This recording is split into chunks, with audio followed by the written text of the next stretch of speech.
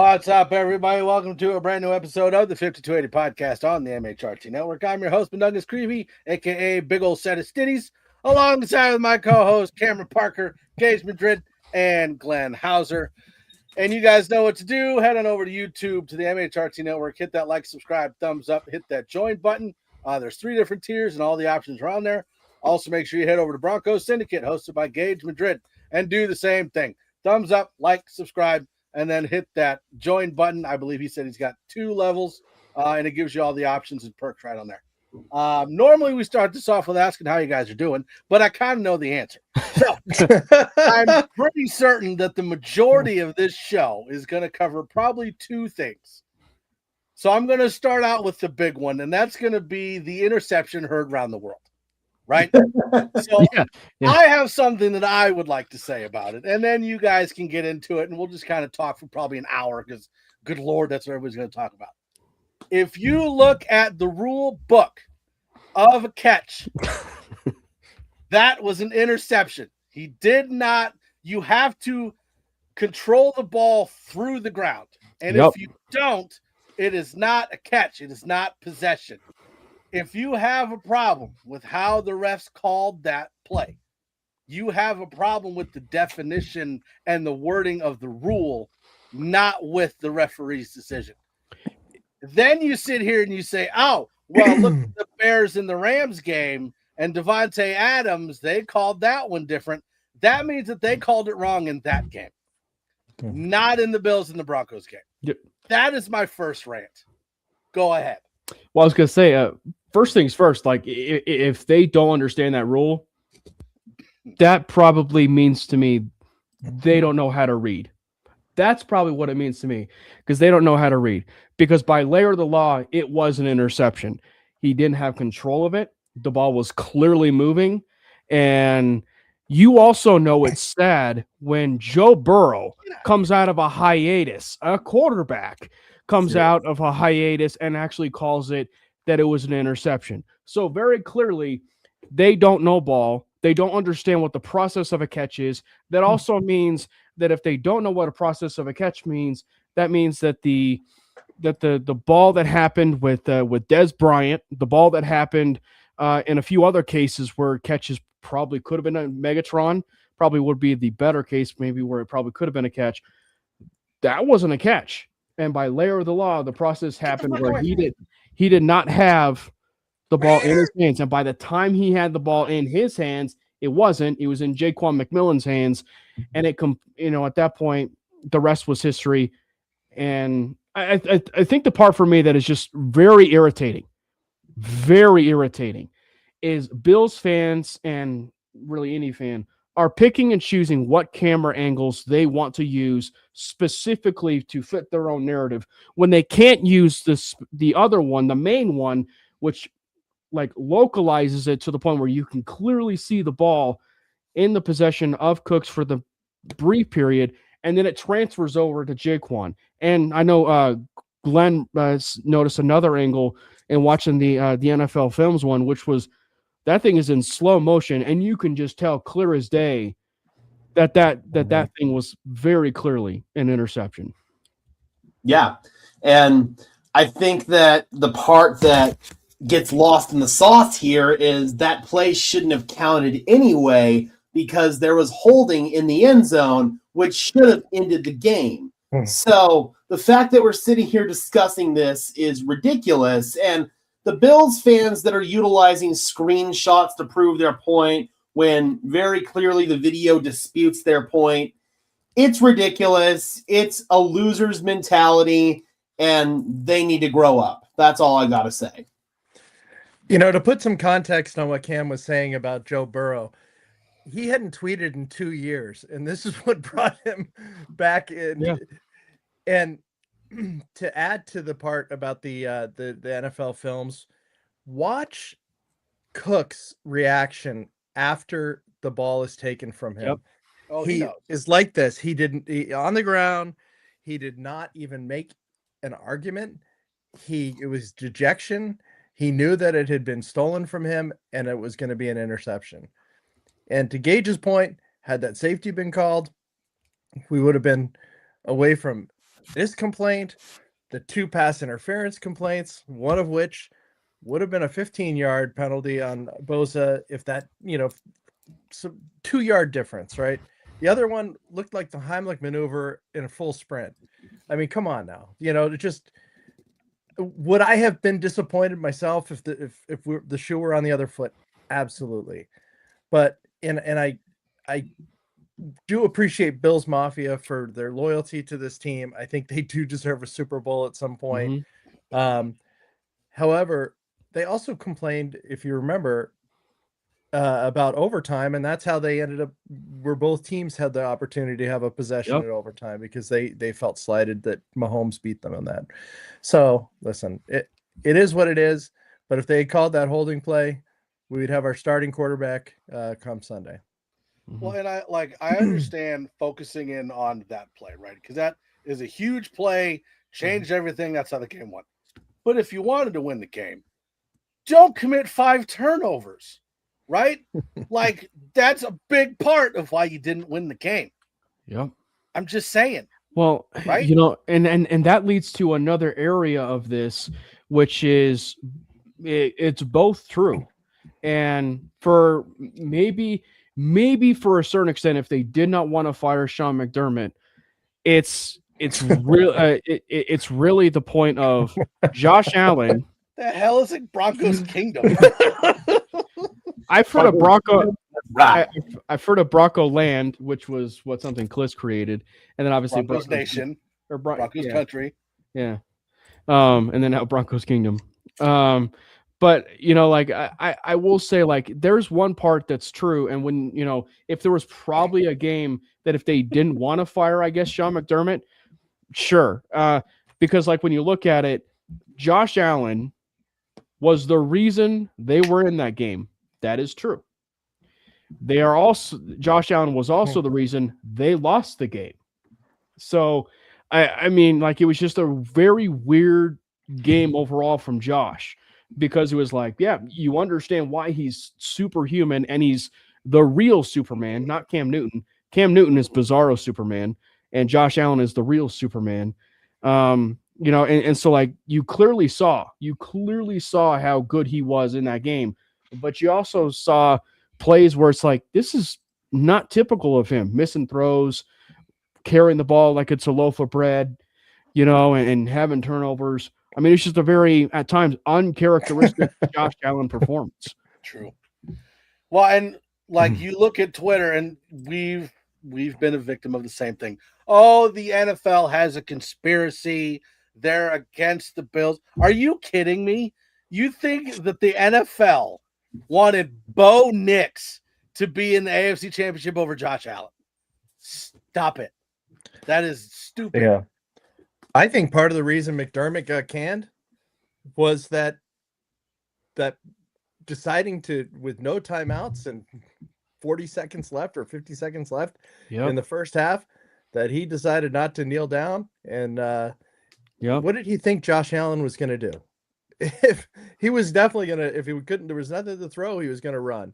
And the fact that Benito even was able to spin him around and knock the ball backwards was just shows how smart he is as a player. It was brilliant.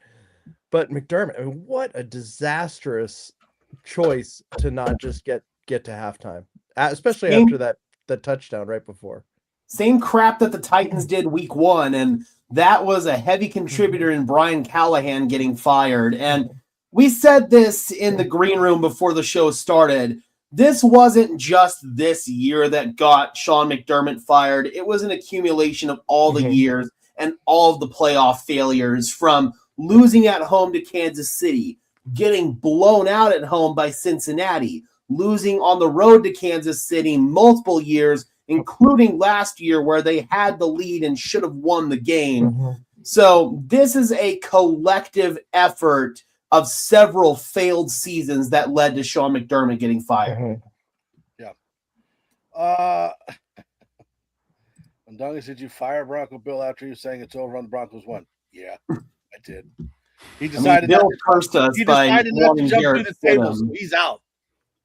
Yeah, for anybody that does not know, this is all Bronco Bill's fault because at the very beginning of the year, and even up to the point of like week 4, even week 5, he had been clamoring for Jarrett Stidham to be starter. So this is entirely all his fault.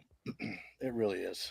All right, so this is the other thing that I want to cover, and then we'll just kind of go over everything that's going on because there's a lot.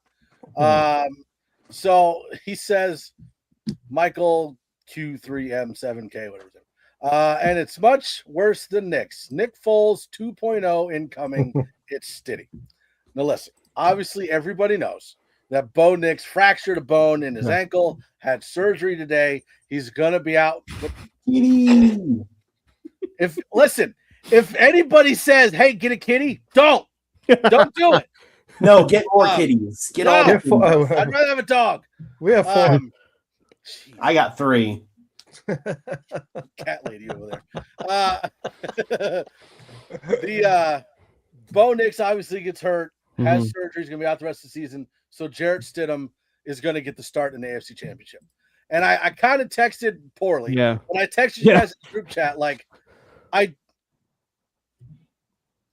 the way that I look at Stidham, right? Like we don't really know what we're gonna get with Jarrett Stidham. Like we've seen him play a couple games. We know that Sean Payton made it a point to bring in Jarrett Stidham when he first got here and keep him here. And one of the things that Sean Payton is really good at is having a good backup quarterback. So we can't sit here and say, oh, the season is done. We're definitely going to lose because Stidham is starting. I actually think that the offense is going to be a little bit more consistent. Like we've seen Bo Nix play, right? We know his talent. We know how good he is and how good he can be. But there has been a lot of times in the season where big play and then 4 3-and-outs and then a couple big plays and then 3 3-and-outs. I don't think that's what we're going to see. I'm not sitting here saying that Jarrett Stidham is better than Bo Nix. I'm not saying that. But you also have to look at the different scenarios that have happened in the NFL, right? Like and I'm not comparing Jarrett Stidham to any of these guys, just the situation. You didn't know what you had with Patrick Mahomes when he sat behind Alex Smith, right? Until he got in there and played. You didn't know what you had in Tom Brady behind Drew Bledsoe because he hadn't played, right? Like there's all these different scenarios where a backup comes in and plays really, really well. Nick Foles with the Eagles filled in for Carson Wentz. They won a Super Bowl. It's not like this is unprecedented. No, we just don't know. And the same thing, like us not knowing means that the Patriots don't know either. They don't know what they're going to get instead of. Right. But you know what, Mike? You know who does know is Sean Payton. Yeah. And last year, who was the first free agent that he signed last year? It was Jarrett Stidham to a big contract. So this guy, Peyton believes in him. And, you know, Josh McDaniels believes in him as well. Patriots drafted him. He was behind Brady. People are like, well, he didn't end up playing for New England. Yeah, because there was a guy named Tom Brady in front of him. And when McDaniels ends up getting the job with the Raiders, who does he trade for? Jarrett Stidham. Even though they had Derek Carr. And Stidham ended up playing a couple of games for them. And this guy is solid. You know, I don't know how many people realize, like, I live in New England.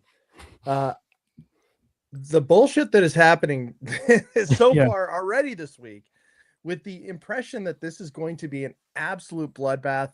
The Broncos are going to just, it's going to be a walkover. We don't stand a chance, is so infuriating. You know, they played a team. I had been so against the Patriots for many years just because of the fans. And then they struggled a little bit. They weren't, humbled a little bit. And I was kind of feeling pretty good about the team this year. It was because fun story. Mike Vrabel's back. Drake May is extremely likable. He's a great quarterback. Now I'm just like off. Okay, the fans are just back to where they were. They're totally obnoxious. And I've never wanted to win, including the Super Bowls, more than this win this weekend. Yeah, and it's just it's crazy. I mean, the first thing I will say specific to Jarrett Stidham and this game up top is probably the number one point of why I think the Broncos have a legitimate chance. if the roles were reversed and Jarrett Stidham was starting in Foxborough, I'd feel very, very uncomfortable. They're starting at home. That's a big difference, and I really hope people hone in on that. Like too often, when we get a scenario like this of a quarterback in his start, it's more often sometimes on the road, not necessarily at home. And this is at home, and that's a big deal. And then you add the layers of they're overdogs again. They're going to be disrespected at home in their home building, whether Bo Nix is on that roster or not. That has been a very big disrespectful factor for them all season long. And so that's going to be a big driving factor. And then you add in the other factor where reinforcements are coming. J.K. Dobbins is possibly coming. Maybe Luke Wattenberg is coming. So I think, yeah, it was a gut punch to get the unfortunate news of Bo Nix's injury. But I think it was almost needed for that kind of news for J.K. Dobbins to come out to reinforce for the fans to be like, guess what? We still got this. We got reinforcements coming. And so I think that for Jarrett Stidham, if he can just come in there and just manage the offense, that is first and foremost. I mean, I'm not going to hear and say that the offense is going to be more consistent, because that, for me at least, might actually imply that the offense is going to be better under Jarrett Stidham, and that's not the case. I don't think it's I just think it's be relatively the same, which is I would just basically say that if J.K. Dobbins is coming back, I would very much be in favor of a running back by committee approach with Dobbins, as just share the workload, maybe what we kind of expect at the beginning of the season. And then you start feeding your tight ends. Maybe you see a little bit more Evan Ingram. Maybe you do see a little bit more of some Adam Troutman. You see a little bit more bootlegs at times. Get him out of the pocket. He is a mobile quarterback, but he is certainly not Bo Nix. And you touched on that, Mike, in the group chat, and that is frankly the number one talking point for maybe the point of what's going to be the biggest drop-off between Nix and Jarrett Stidham, and that is unfortunately the sack element. But also, this is Sean Payton we're talking about. He's going to be putting him in that advantageous situations of throws, opportunities, windows, that he can be able to hit nice, easy throws, which we know, being in 3 years in that system, he should be able to operate. Yeah, and there's a lot to unpack here. I'm glad that you pivoted it back to the original point of, can this offense be more consistent with Jarrett Stidham? I'm not going to say it will, because this offense has found consistency under Bo Nix basically since the first Chiefs game. This offense has been in rhythm. There haven't been a whole lot of points of stagnation, and if there have been, they haven't really been Bo Nix's fault. It's been drops or the inability to run the football. Those are obviously things you're still worried about coming up in this game. Getting Dobbins back potentially is going to be huge in terms of being able to consistently run the football.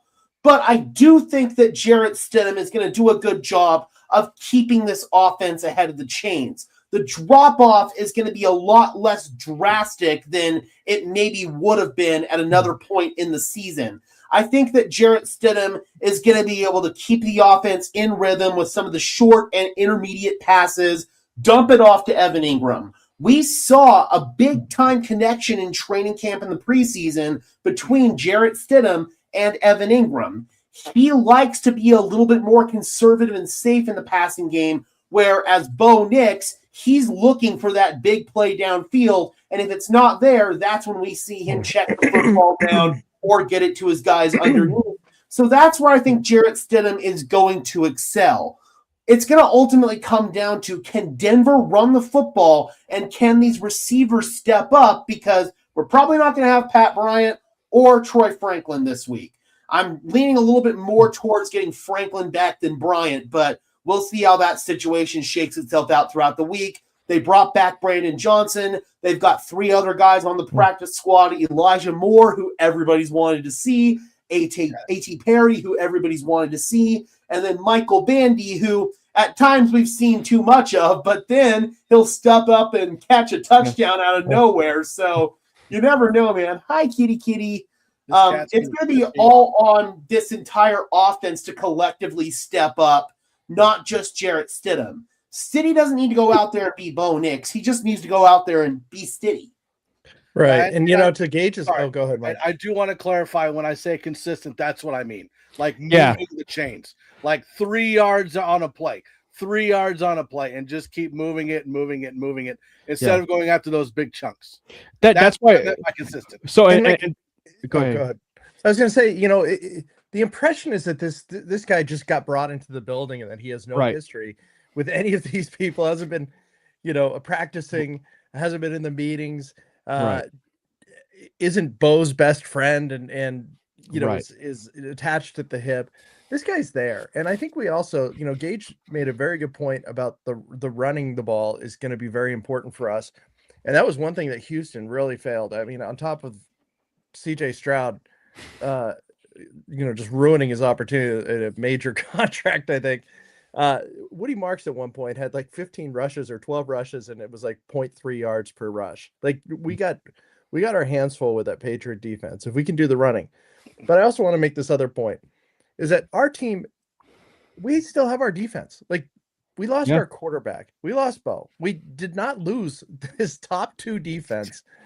I just am so like, yeah, you know what? Maybe it's better that they just think that, the Patriots are now coming in on Saturday. I don't know if you guys saw that, which to me I thought was a little weird.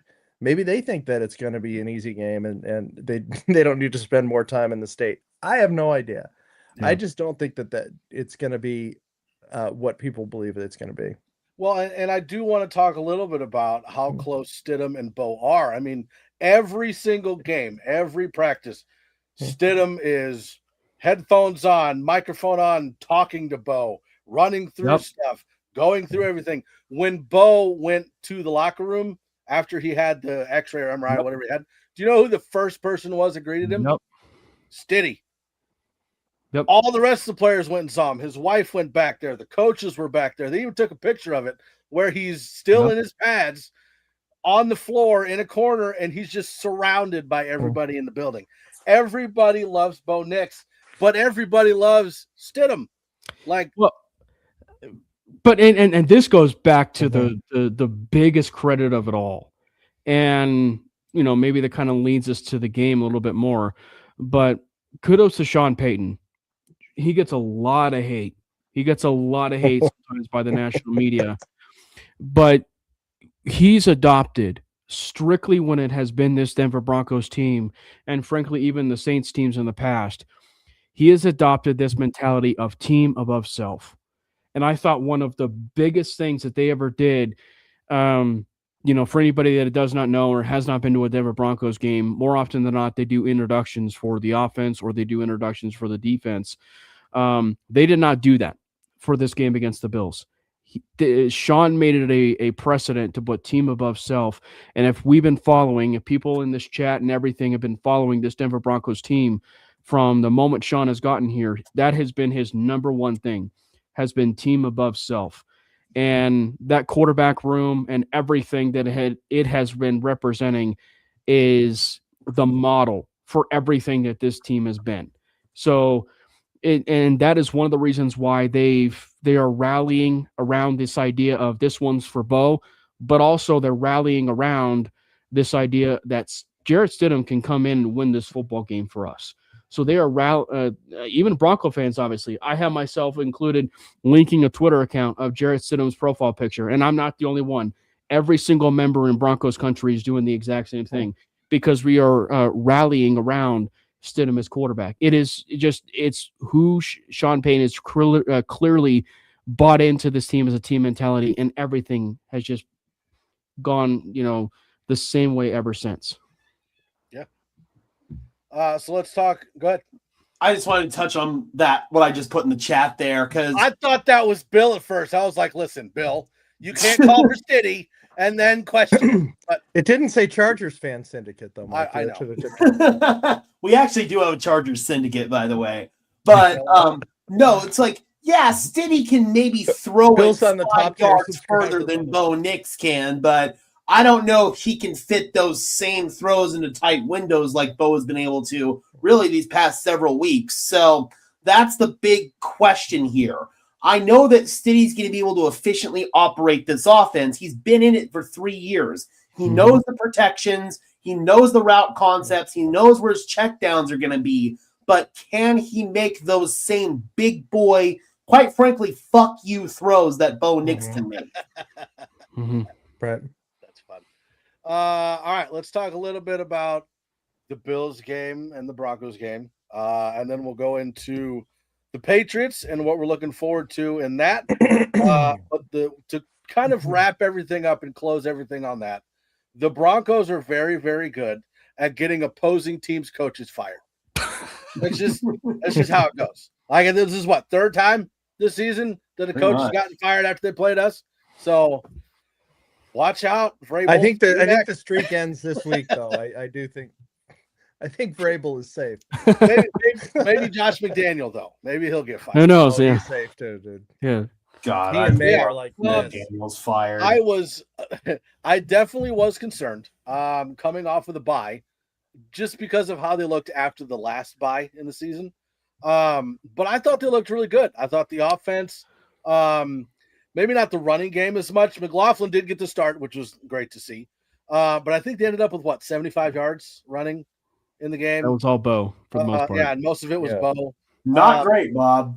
No, and J.K. Dobbins will help if he comes back. But as far as like the passing game goes, even without Troy Franklin and even without Pat Bryant, I thought we looked pretty good. Yeah.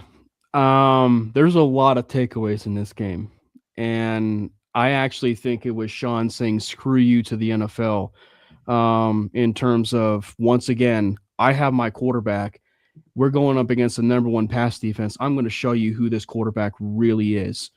And yeah, that's what happened. I don't think this had anything to do with them wanting to commit to a running game. I mean, obviously, he had been wanting to utilize his legs on certain plays, but it was the biggest screw you game, for Sean and why he drafted Bo Nix. That's what I'm convinced about. The more I'm kind of thinking about that game and everything, the way that unfolded, yeah, they didn't run the ball necessarily as well, but Sean Payton made it a priority to prove to the rest of the NFL that they have a quarterback in Denver, and Bo Nix made it happen. Game, play, match till the very end, matching every single play, every single moment of the reigning MVP.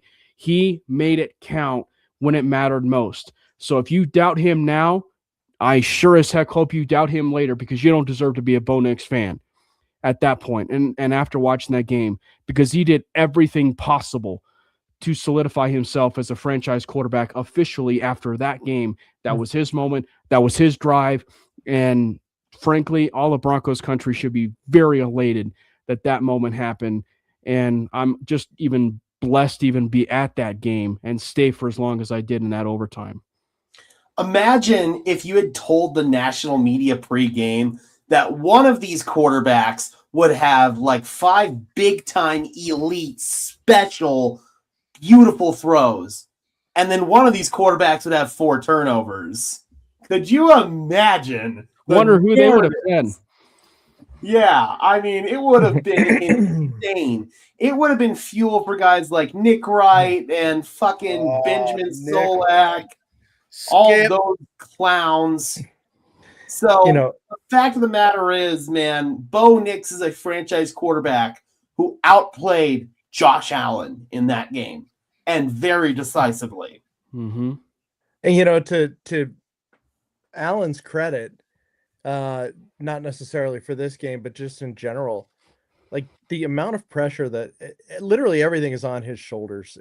And that's why I'm so surprised that Brandon Beane got promoted and McDermott got axed, and not both of them. I mean, I heard that since Allen was drafted, that the only there have been 2 Pro Bowl offensive players, and it was Cook and it was Dawson Knox. This guy has no weapons. They listed they listed the receivers that they'd signed, and it was interesting. I mean, some of them that stood out were like the Elijah Moores, the KJ Hamlers, the Jalen Virgils. Like, these are the weapons that you're giving Josh Allen at his peak, but that played into our hands, and there's no reason to believe that this defense is not going to do the same thing or not going to operate the same way this coming weekend. They're listening to these pundits saying that there's no chance. they want to win for Bo. I think that their effort level is going to be even higher than it's been. Yeah. I think this is Bill's burner account right now. Being a Broncos fan, I don't have faith in our backup quarterback. I think our playoffs are over. Hey, sucks. Why would you want to think that is my question? No, not so much like going against what you think, because everybody's got their own opinions, but why would you want to think that? Yeah, I mean, but and that's one of that comment right there really brings it in for me as far as I pray. I was hoping to end the show with this, but I pray that Bronco fans continue to relish into the fact of how great this season has been, right? Like how great this season has been.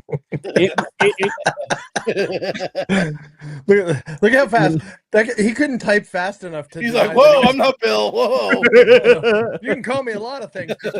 Don't call me Bill." But no, like I hope that Bronco fans really relish in the fact of how good this season really has been. You know, like because like they advanced to the AFC Championship game. Yeah, Bo Nix is not going to probably start in that game, right?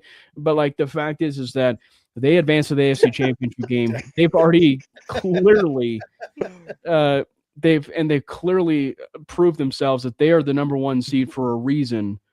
You know, so just chalk it up for the fact that, man, we have already surpassed expectations. And we're already at the AFC Championship game. We might as well win another one to go to the Super Bowl. Might as well win 2 more. Yeah. Shavargas1535. How do you feel about Stiddy starting this Sunday? I'll kind of sum it up. Watch and be prepared to be amazed. That's how we feel. And because it's a Stiddy city, and we'll be holding a Stiddy party. Yeah, this is definitely Bill right there. Totally Bill, man. Come on. Definitely Bill. You know what? You know how I know it's not Bill? There's no chance he knows what a burner account is. Yeah, that's true.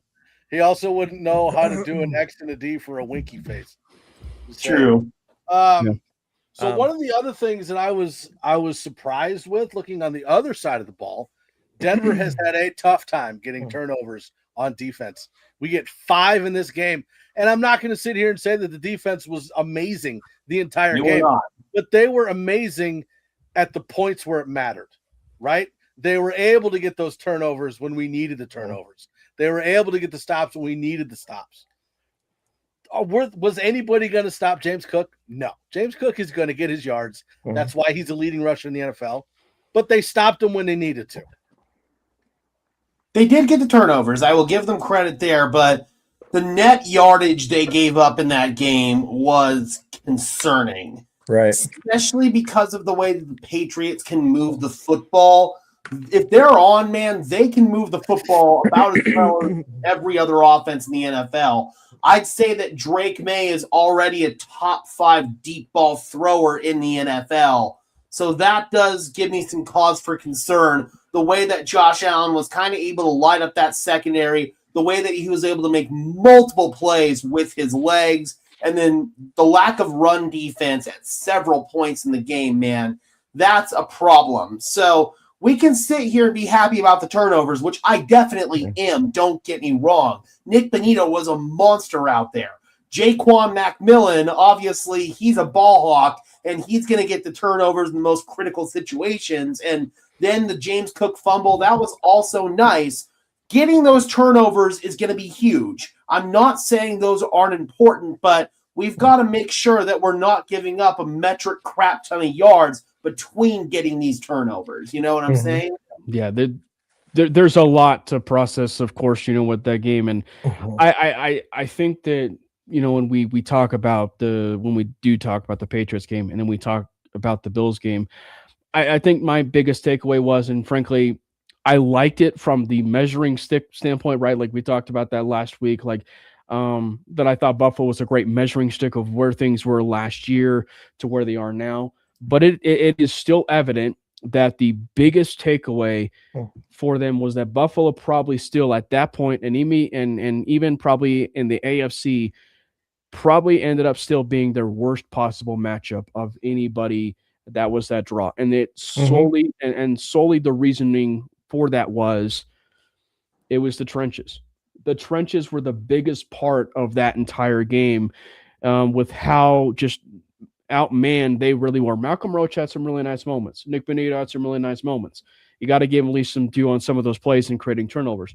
But still, they were being dog-walked up and down the field every single time. And there was only one saving grace. There was only one saving grace for that defense, and it was turnovers. And you have to at least give them credit for that, just simply because they really weren't getting turnovers. They weren't getting turnovers at all. In the Yeah, I saw it. In the regular ready for that belt to ass.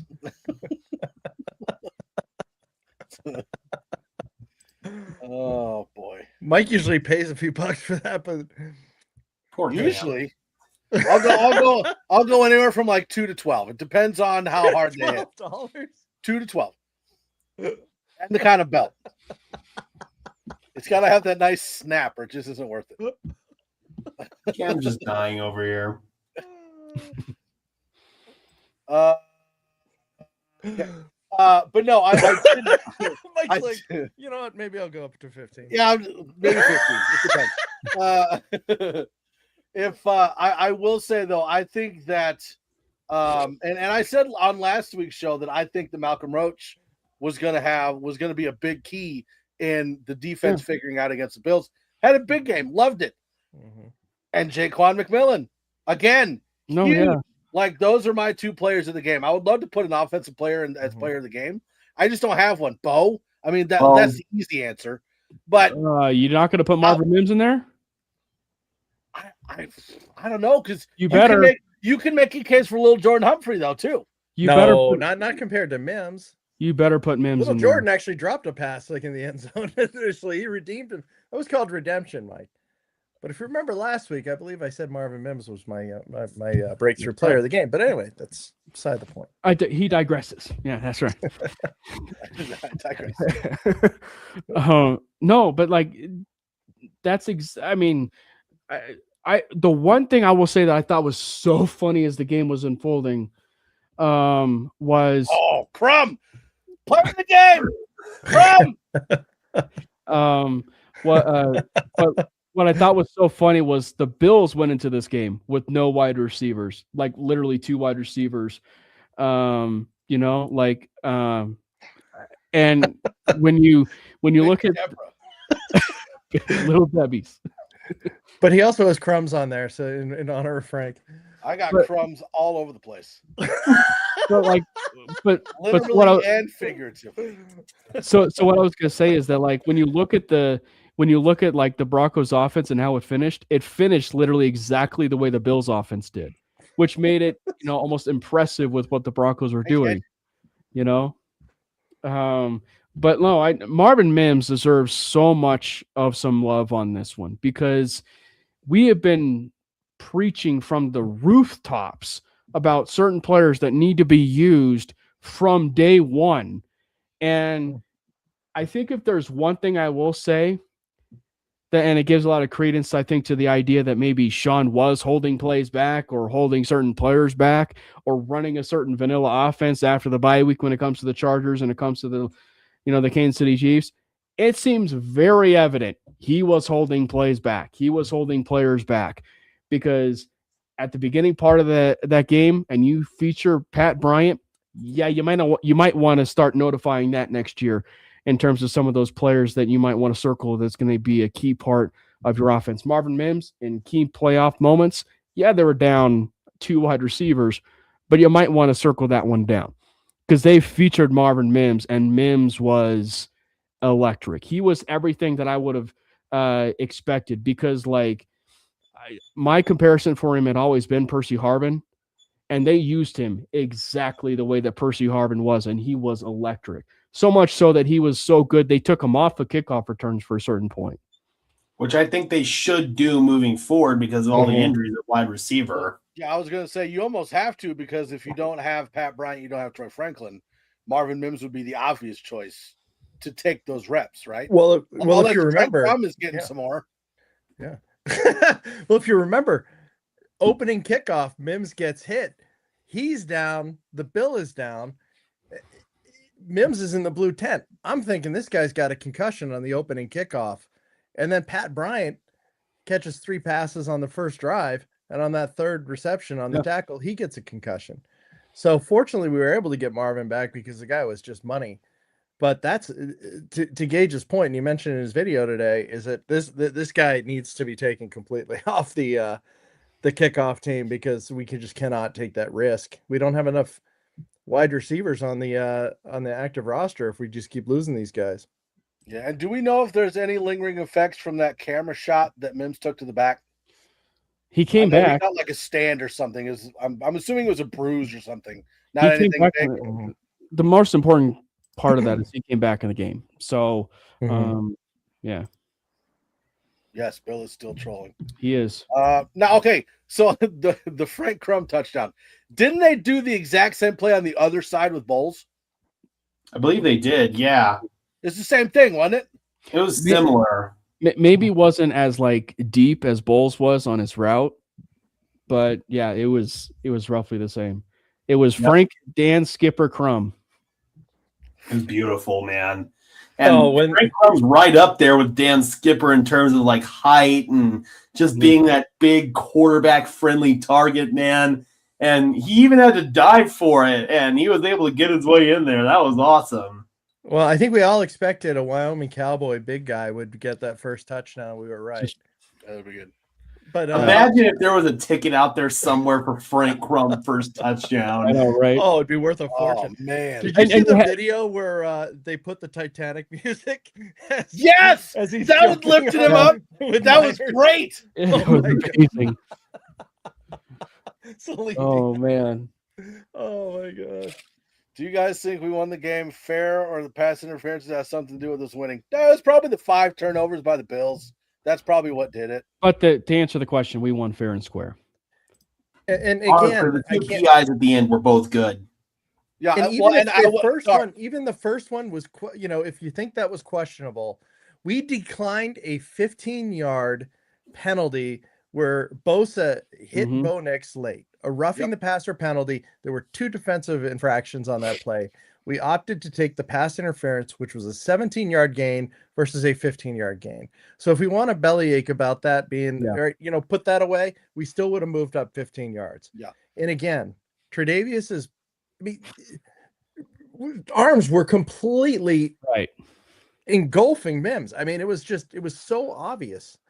And they were really, they were gunning for that. And Bo threw that beautiful pass with a broken ankle. I mean, that's another point to make that was well, and I will say, and there's that was before, wasn't it? I thought it was on that scramble right before the kneel down. No, I think it was the scramble right before the pass to Mims. Am I wrong on that? You're taking when he was hurt? Yeah, so he scrambled, he got hurt, then they launched it up to Mims to get the pass interference call. He then comes in and takes that knee in order to get the ball in the center field to kick the field goal. And when he's coming off there, that's when you could kind of see a bit of a limp. And he went and kind of told the coaches something was wrong. You could see after that scramble, before he launched it to Mims, he got up and was kind of moving his foot weird, looking down at it. So it was the one before he launched it to Mims. It was that really famous run that Sean did for him in the season, which is, he takes and he just runs to the left-hand side or right-hand side or whatever. And he ran left, and then the defender, I don't know whether it was dirty or not, but it was just an interesting tackle. He grabbed his knee and then did kind of this like one little thing, with his hands or whatever, as he was grabbing him down. And then, but I don't know. I will say though. Well, we're surprised they didn't call it. Oh yeah.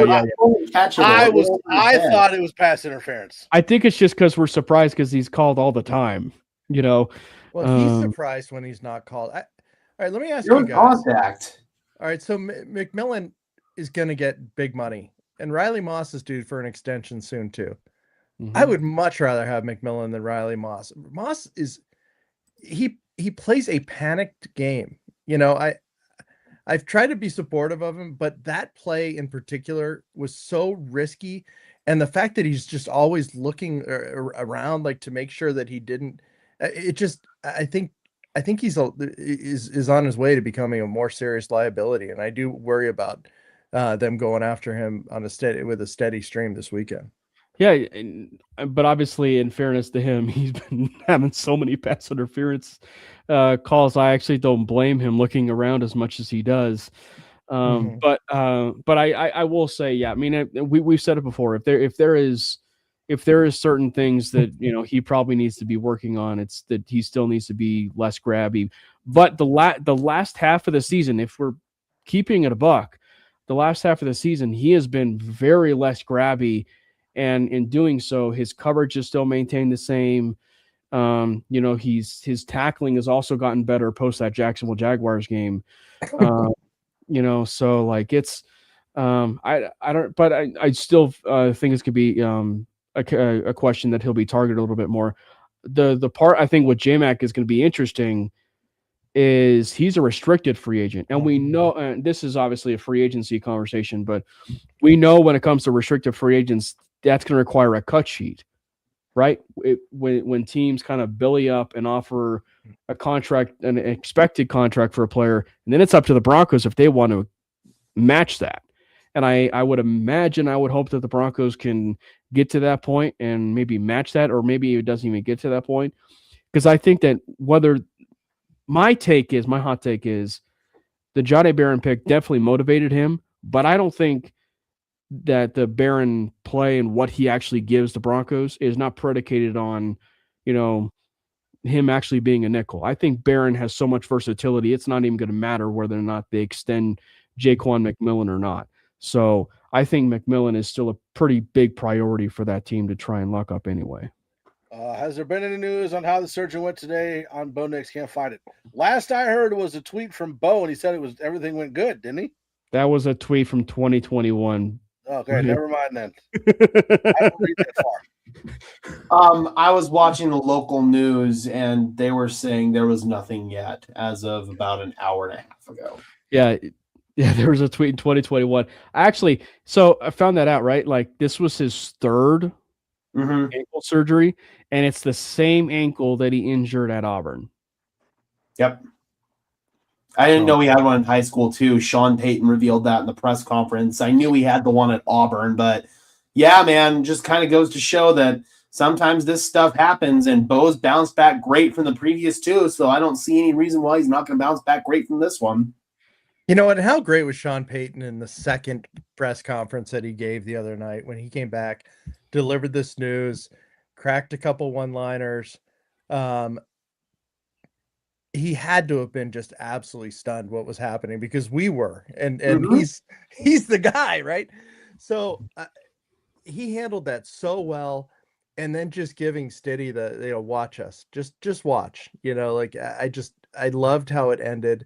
Kudos to our coach, great leader in that situation, and I mean, I still can't believe the euphoria then turned into such news like that. But as it settled in, we're all is not lost. We're in good hands. I really believe it. So Twitch Sweat says, bro, I saw Pat's broadcast and they're talking shit about us, Jarrett Stidham and Dobbins and Sutton. Same thing that Glenn was talking about earlier.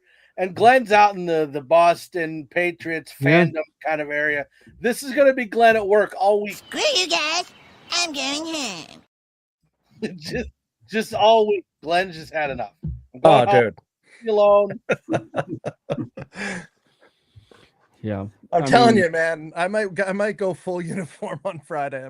I might do it. Steve, now you got to do the uniform right. You got to make sure it's Steve Watson, and then you got to make sure you got to get the pants. You got to get the pants right. I have the pants, dude. I have the pants.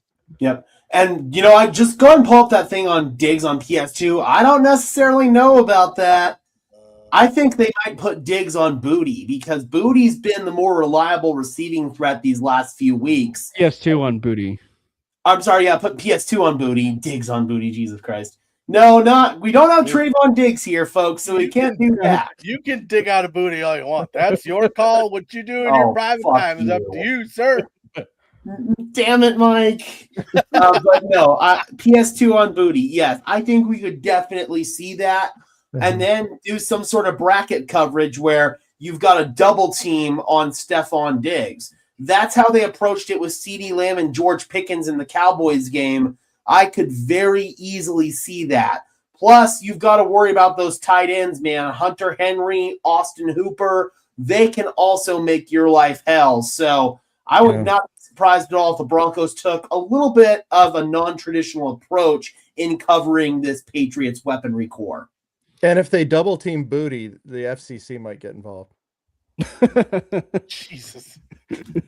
So I will say this, the one part that actually has me a bit glad, if you will, for the Broncos in this matchup is the only part that really was the biggest story of this game was the trenches, right, with the Buffalo Bills game. But the part that I think is so different is the Patriots offensive line is not the same offensive line as the Buffalo Bills, right? Like it's a little bit of a different offensive line. The part that is going to be interesting is the skill positions are roughly the same as Buffalo, minus the James Cook element. You have 2 tight ends to worry about.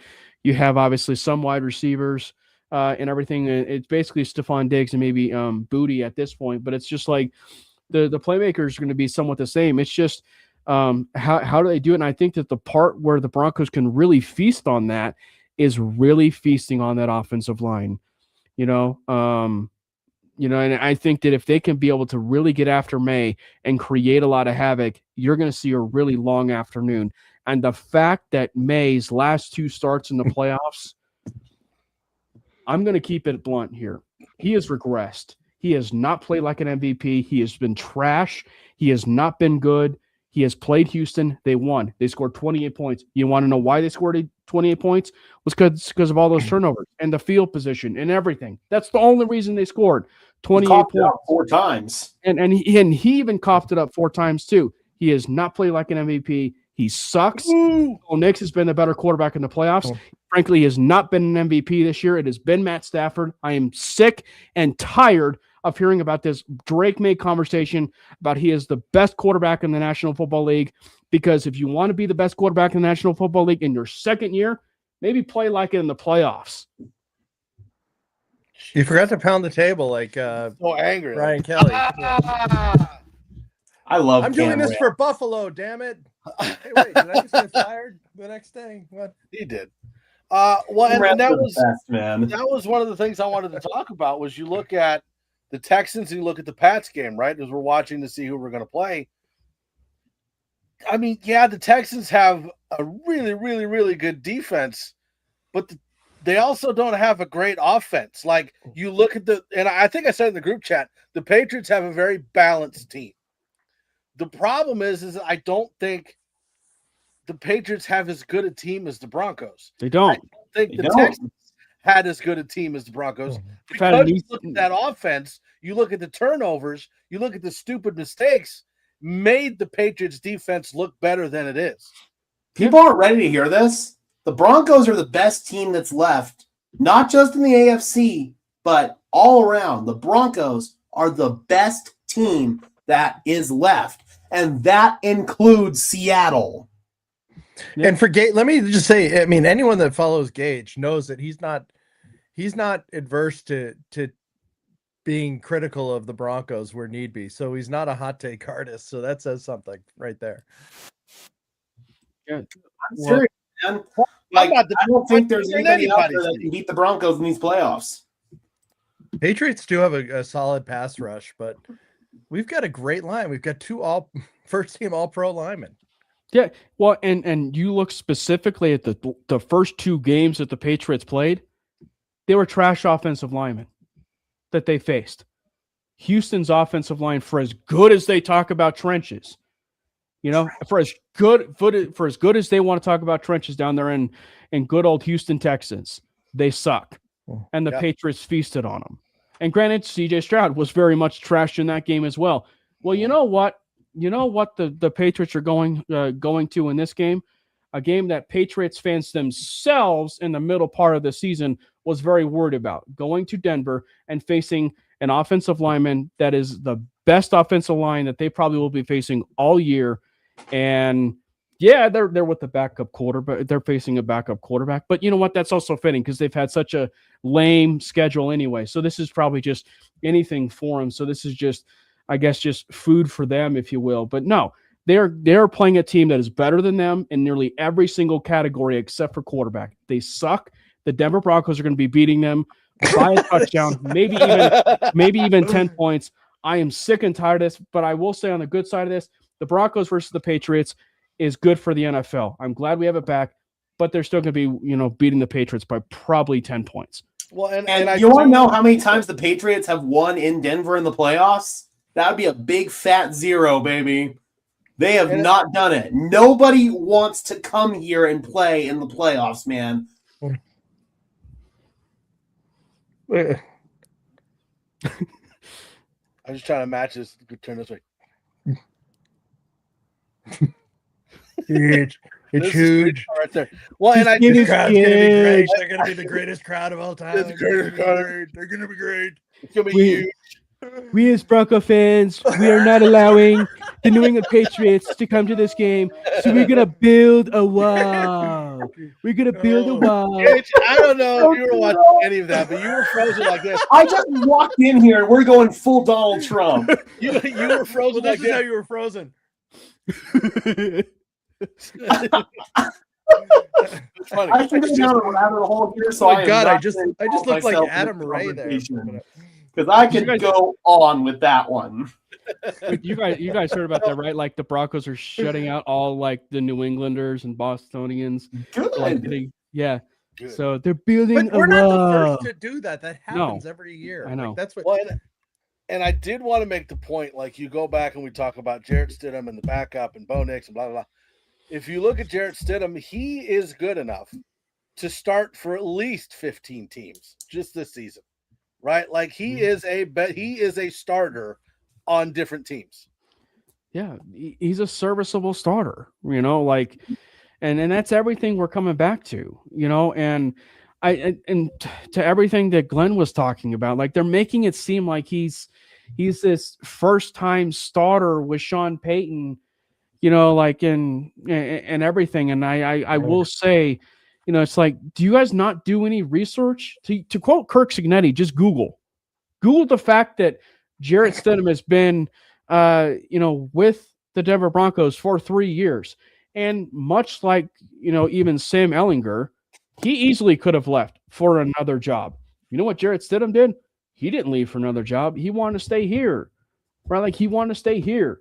And right now he's going to be rewarded with the opportunity of his life at home. And we probably should need to just say that again, is that this game simply being at home is going to be as much of a lift for Jarrett Stidham as much as it is going to be that rest of the team. The fact that they are home is going to mean such a great deal for this. And I hope that the fans really give Jarrett all that support. Now, I hope that for the game's sake, the fans don't, if something doesn't go their way, if you will, in the first couple minutes, that they don't sour and kind of sit back and, be quiet and everything. No, this is a playoff game. Like, let's continue to really be invested in this game, be invested in Jarrett Stidham, because like there's opportunities where they can still win this game because of that home crowd.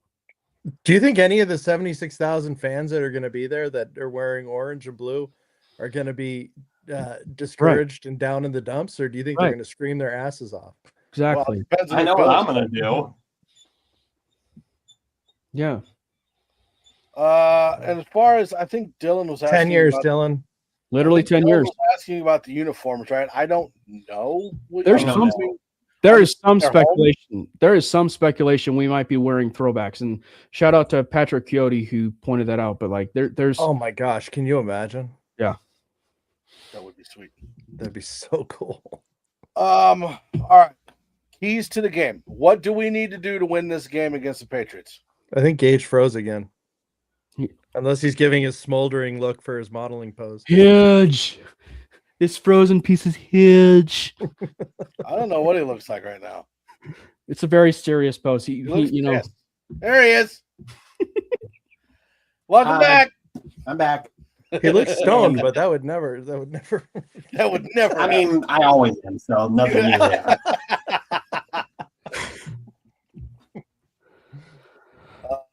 No, I was asking, what are the keys to the game for the Broncos beating the Patriots in the championship game? I think that there are really very few formulas to win in the playoffs. Basically, there's only one. Run the football, play good defense, be consistent on special teams, and be efficient in the pass game. You do that, you are going to be a Super Bowl champion. Yeah. And from I agree with all of that. And I think that from the Broncos standpoint, like we said before, when we talked about the Jarrett Stidham conversation, in everything, it's just I would just say that this is going to force them to continue their identity. I would actually say it's going to force them to use their identity even more, which is everything off of that running game. If they can use that running game, you will see those same bootlegs, those same play actions, those same opportunities that are going to be created for guys like a Courtland Sutton, who we haven't even talked about. Courtland Sutton, he had a really quiet game, but when it mattered in overtime in that fourth quarter, that's when you want your best players to rise to the occasion, and he did exactly that. And I think the other thing that I would also want to add is there's probably a key element that needs to be addressed here with this Broncos team and specific to this playoff run is, yeah, the defense kind of had a lot of its moments there on Sunday against the Bills, but it's really important we talk about role players that were really criticized by a lot of people in Broncos country, and they had really key moments in this game that really need to be recognized. Little Jordan Humphrey, drop touchdown pass, redeems himself and gets a touchdown pass. Alex Singleton, the number one liability on the Broncos defense, according to many people in Broncos country,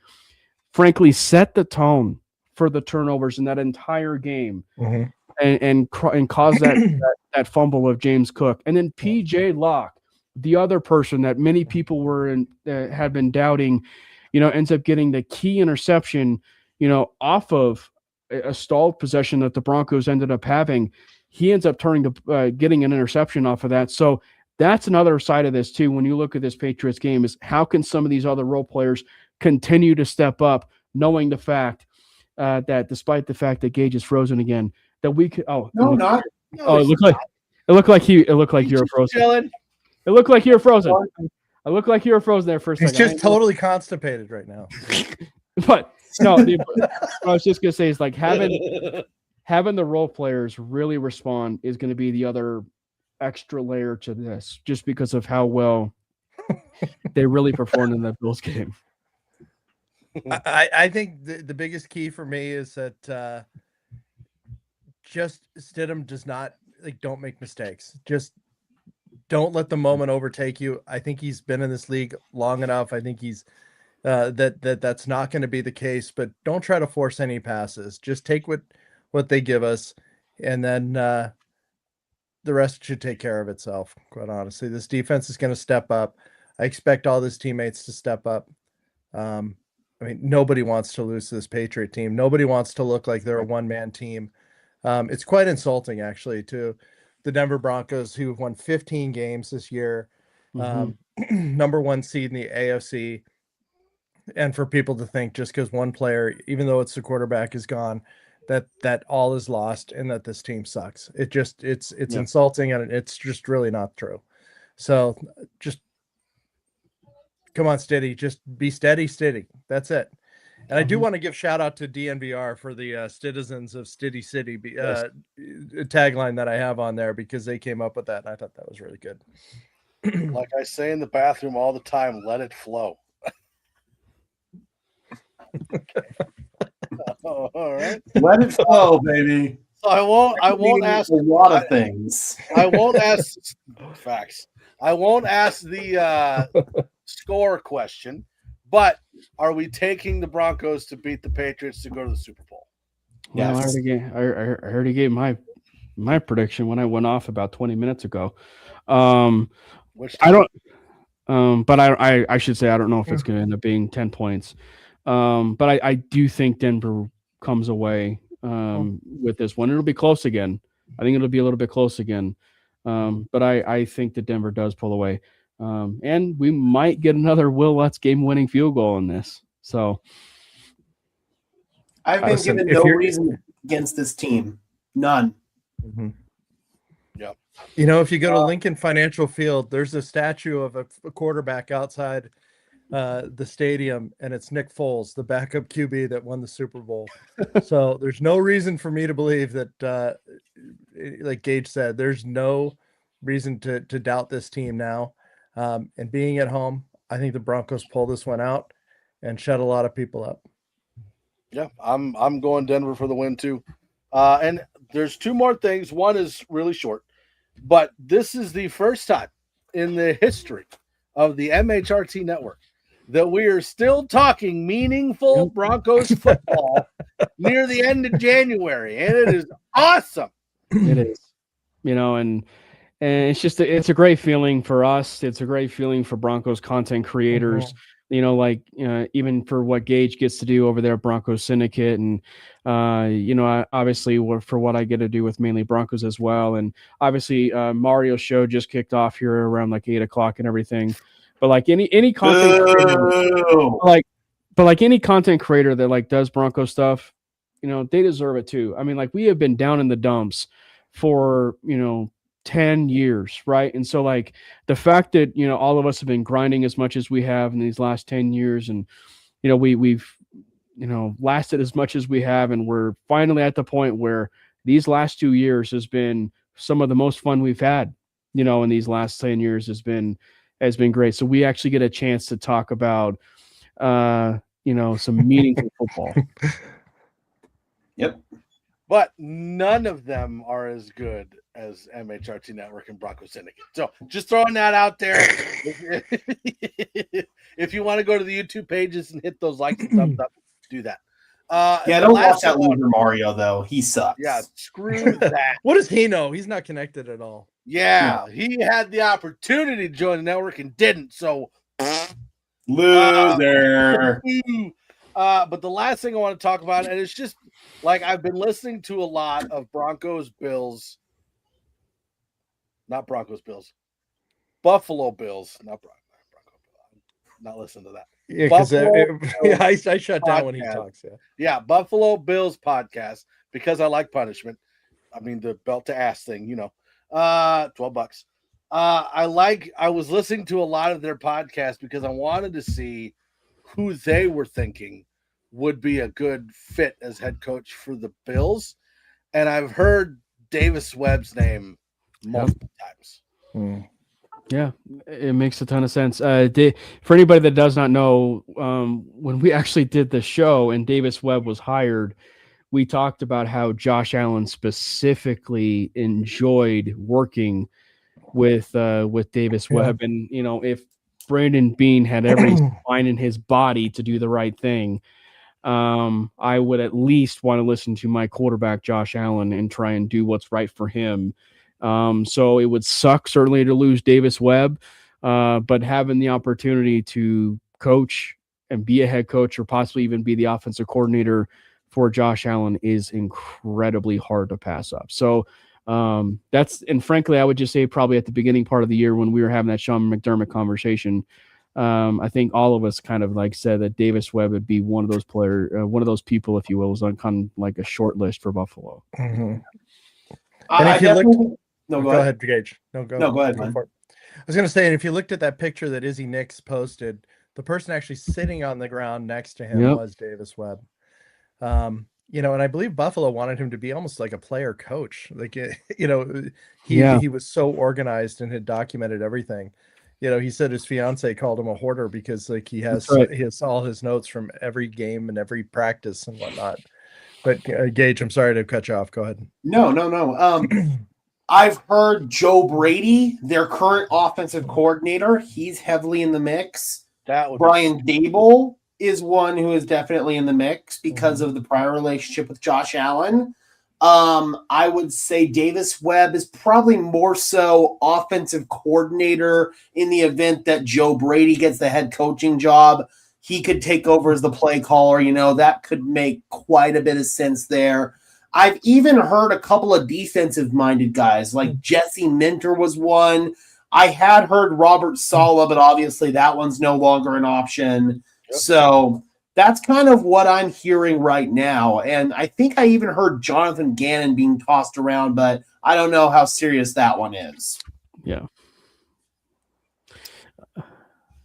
We do have – where did Robert Saleh go? Tennessee. Man, I still don't like that fit at all.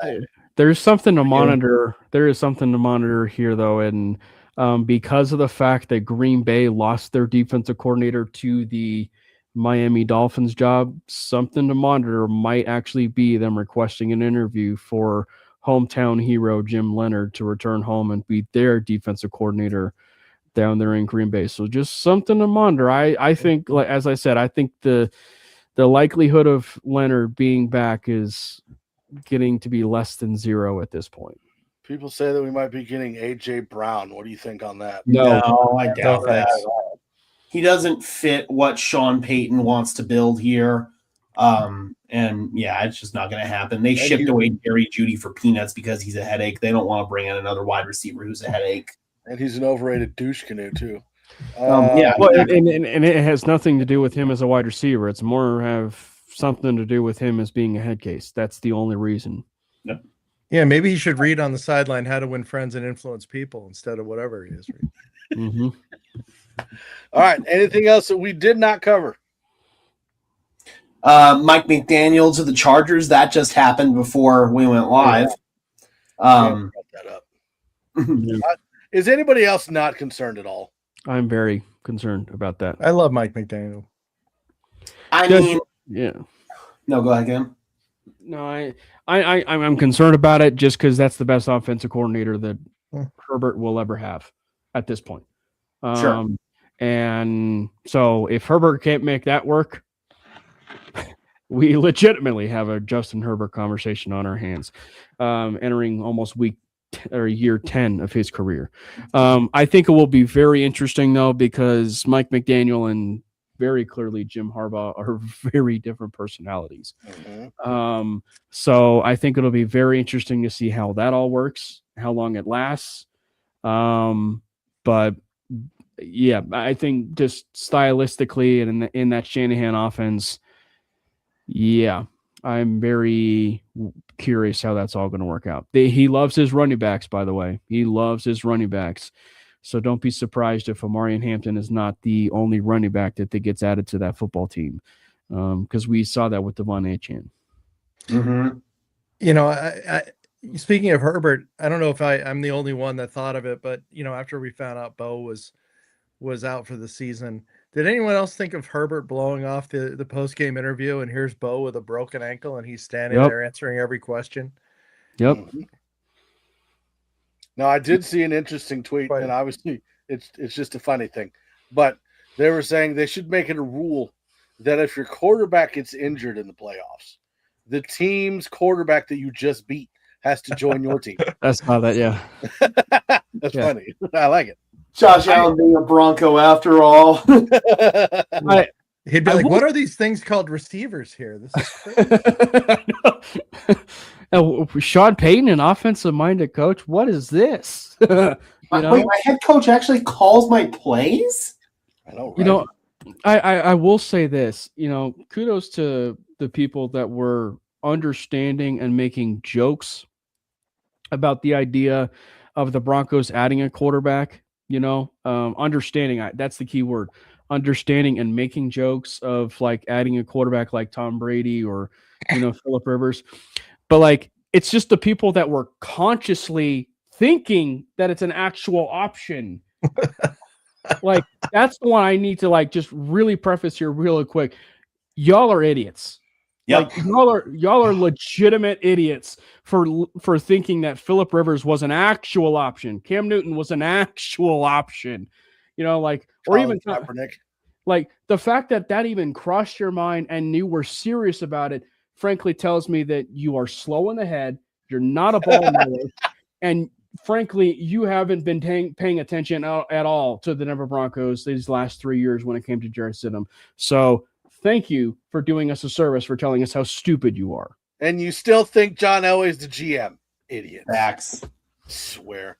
All right, so that's going to do it for us. I appreciate every single person that joined us in the chat, and I want to send out our heartfelt condolences to the Bills. I know it sucks, and the Bills fans, I know it sucks, but we won, so shut up. Make sure you head on over to the Heartfelt only goes so far. Heartfelt goes so far. Once you start talking about interception, shut up and sit down. Make sure you head on over to the MHRT Network YouTube page.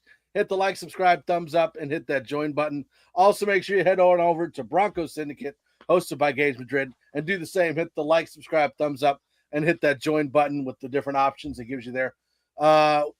We love the Broncos. We love Broncos country. Make sure that you tune in for the Broncos versus the Patriots on Sunday to decide who goes to the Super Bowl against either the Rams or the Sea Chickens.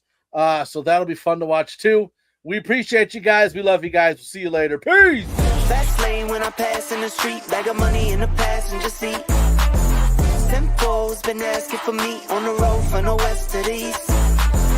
Way up, I might never come down, cause the coast's racking up the flame out.